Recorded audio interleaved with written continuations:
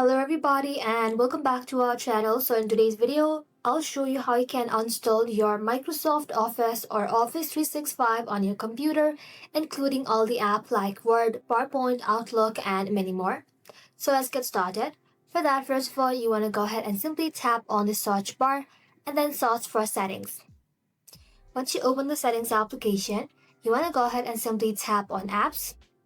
Inside, just select Installed Apps. Now scroll down or type Microsoft 365 on the search bar and then you'll see it listed. If you'd like to uninstall it, you want to go ahead and simply tap on the three dot and then tap on Uninstall.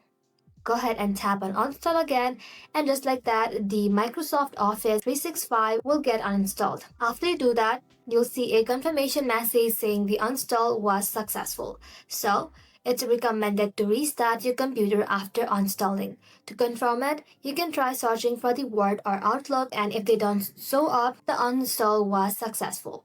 And that's it. Thank you all for watching. If this video was helpful, don't forget to like and sub, and I'll see you in the next one.